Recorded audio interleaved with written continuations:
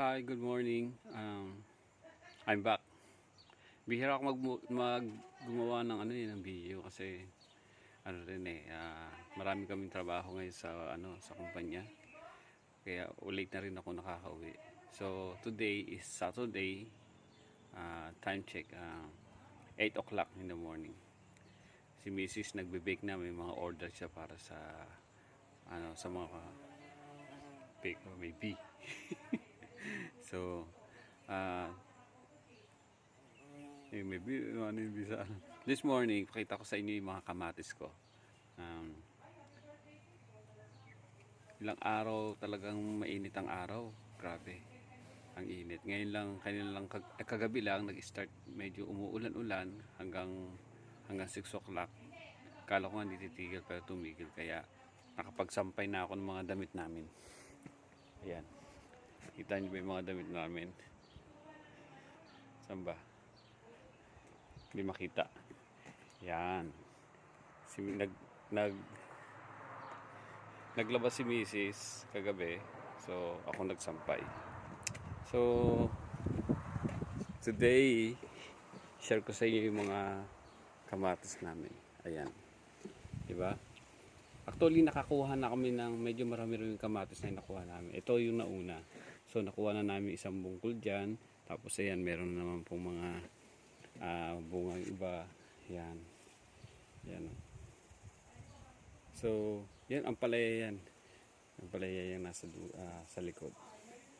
So, medyo magtitim lang ako ng konti.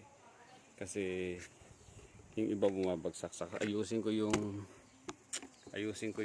yung aming kamatis. Yan. So, ano ba, adjust tong tripod. Adjust ko lang na konti yung tripod. Yan. So, kita nyo ba? Kita nyo ba ako? Galing konti. So, yan yung mga kamatis ko. Maganda yung kamatis na yung mga kamatis na yan, hinagis lang ni Mrs. dito yan sa galing doon sa bintana sa may kitchen. Tinatanggal niya yung buto tapos hahagis niya rito kahit winter siya, tapos pag tinasummer saka sa tumutubo. So marami siyang kamatis, hindi lang ito yung kamatis namin, ano doon yung iba pinag-divide ko, sineperate ko, sinispread ko yung mga kamatis, kaya may kamatis na maliliit pa. So, hopefully na bago mag-winter mapakinabangan siya. So, gagawin ko magbabawas ako ng konting dahon, sanga, tapos tatali ko yan para lalagyan ko ng konting support yung tali para wag bumagsak. Yan, sige. Tuloy. So, naumasahan ko na itong lagyan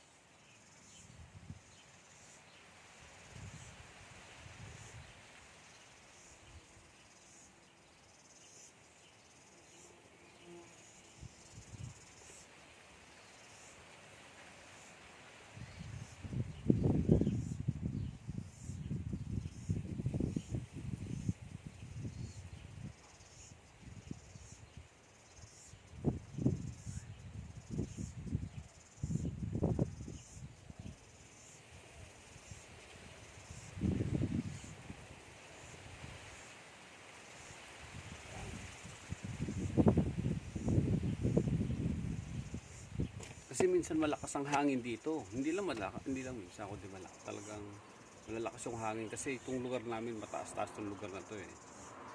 Ah, later pakita ko sa inyo kung hanggang kung bakit ko sinabi na mataas kami yung lugar na to. Nasira nga yung bakod namin yun kaya ginawa ko yun. Nasira yun dahil sa lakas ng hangin. Nagkaroon ng bagyo. So yan magtatanggal ako ng konting dahon sanga para mapunta sa bunga yung sa stand.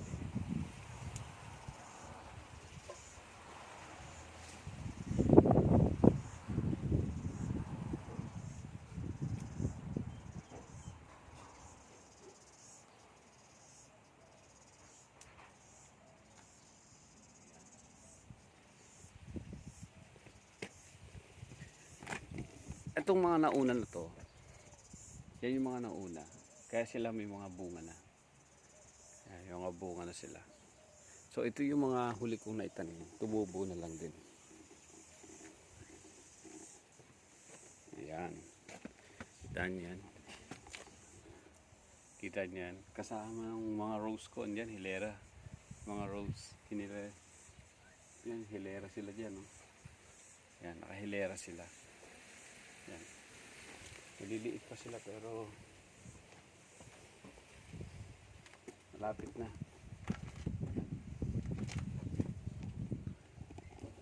Just uli natin yung yan. So yan. Yan yung mga kamatis ko rin sa gilid ng bakod. So magtitrim muli ako ng konti.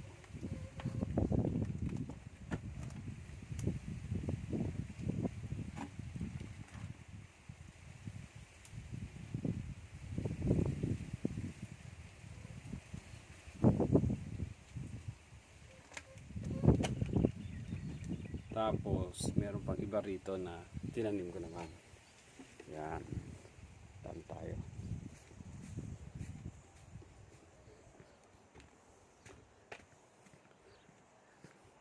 Yan. Ito. Kita nyo. Dami kong kamatis, no? Yan. Hello. Hindi ko makita ang taas ng araw. So, yan. Yan yung mga kamatis ko. Titrim ko rin sila. Magtitrim ako. So, yan. Tingin tayo konti.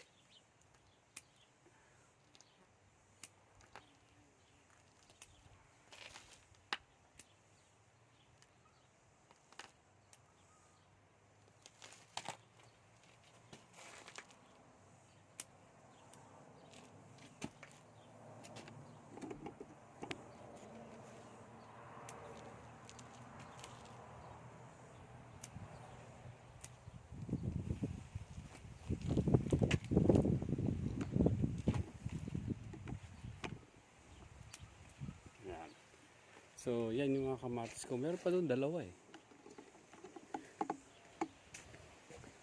Rubber tree. Sa loob ng bahay yan. Kaso, yan ako muna. Para mabasa. Yan o. Diba? Trim ko na rin mamaya. So, tignan nyo yung lugar namin. Yan yung lugar namin. Kaya mataas kami hanggang doon sa baba. Property namin yan. Yan. Mga tinanim ko mga prutas.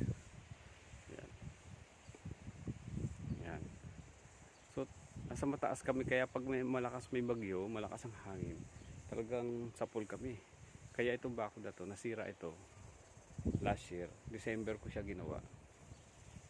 Kaya hindi pa ako nakakapag-vlog nun eh. So itong bakod na to, ginawa ko yan. So yan. For the meantime, yun lang muna pwede kong ipakita sa inyo yung kamatis. So magtitrim pa ako ng konti. Tatali ko yung ibang